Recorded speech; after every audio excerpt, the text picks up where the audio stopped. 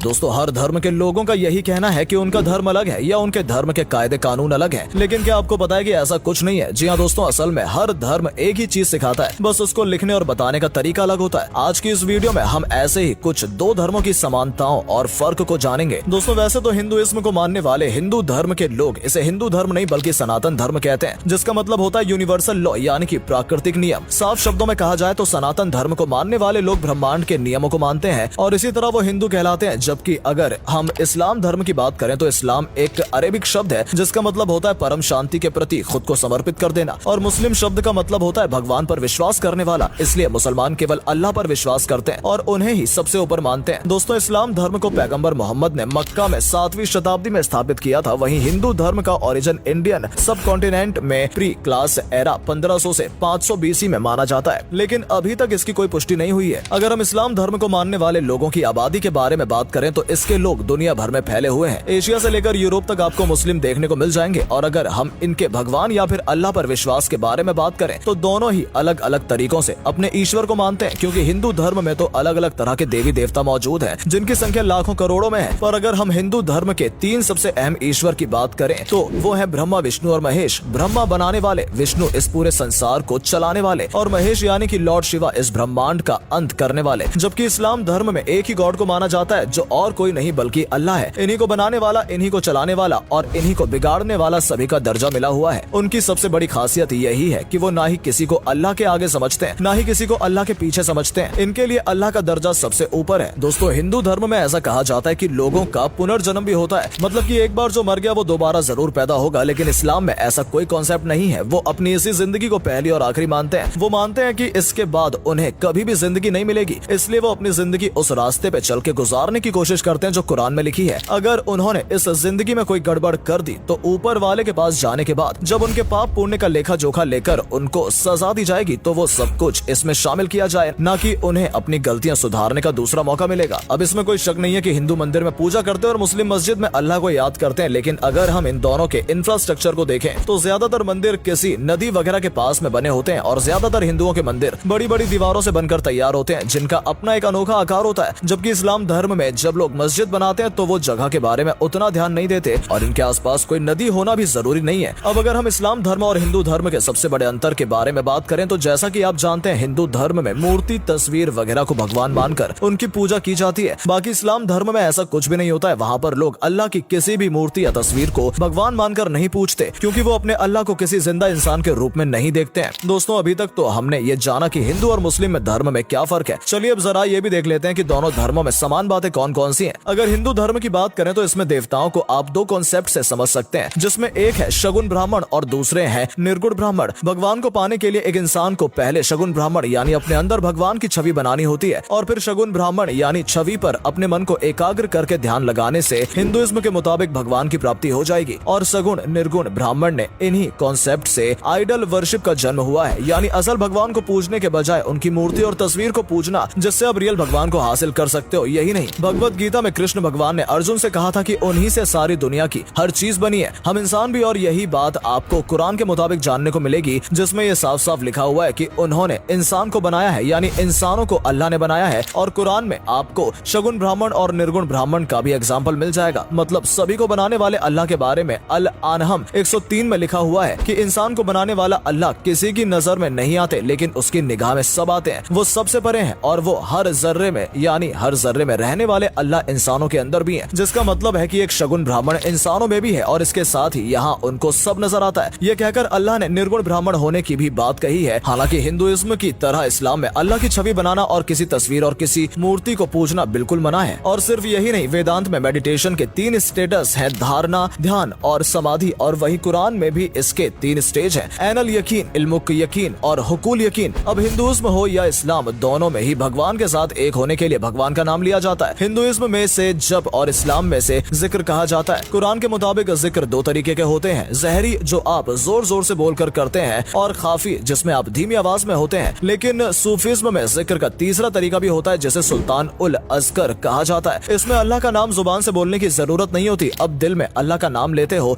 वही हमारे हिंदुइज्म में जब 3 तरीकों से जप किया जाता है, जिसमें सबसे पहले आता है वाचिक जप, जिसमें आप जोर जोर से भगवान के नाम को याद करते हो। दूसरा है अपमशु जप, जिसमें आप होठों से भगवान का नाम कुछ इस तरीके से लेते हो कि सिर्फ बोलने वाले को यानी आपको सुनाई दे। और तीसरा तरीका है मानसा जप, जिसमें आप अपने मन में भगवान के नाम लेते हो। दोस्तों आपको बता दें कि मुसलमानों का सबसे पवित्र स्थल मक्का सिर्फ इस्लाम में यकीन करने वालों के लिए नहीं बल्कि हिंदुओं के लिए भी एक पवित्र जगह है। और इसकी कहानी कुछ ऐसी है कि मक्का जहाँ पर इस्लाम को मानने वाले हज पर जाते हैं, वहाँ एशियन वैदिक स्क्रिप्चर हरिहरेश्वर महात्मा ने कहा था कि भगवान विष्णु के पैरों के निशान 3 जगह पे पड़े थे, जिसमें से एक था गया, दूसरा था शुक्ल तीर्थ और तीसरा और आखिरी था मक्का। हालांकि इस्लाम में आइडल पर शिपिंग की मनाही है, पर ब्लैक काबा स्टोन को पवित्र मानते हैं, जिसे वो हजरे अस्वद कहते हैं। और इसके अलावा भी आप अगर देखोगे, जैसे हिंदुओं में भगवान की प्रदक्षिणा करने का रिवाज है, बिल्कुल उसी तरह काबा में भी पिलग्रिम्स काबा के स्टोन के 4 बार एंटी क्लॉकवाइज डायरेक्शन में चक्कर लगाते हैं। और जिस तरह इस्लाम में हज होता है, उसी तरह हम हिंदुओं में तीर्थ यात्रा होती है। दोस्तों हिंदू धर्म में जहाँ दान धर्म का चलन है, वैसे इस्लाम में भी ज़कात का चलन है। लेकिन जहाँ पर हिंदुइज्म में दान को वैदिक पीरियड से दिया जाता है, हिंदू लोग दान को बिना किसी एक्सपेक्टेशन के करते हैं। वहीं पर ज़कात को अपनी धन दौलत को प्यूरिफाई और ब्लेस कराने के लिए करते हैं। दोस्तों आशा करता हूँ कि आज की वीडियो आपको पसंद आई होगी। मिलते हैं नेक्स्ट वीडियो में। धन्यवाद।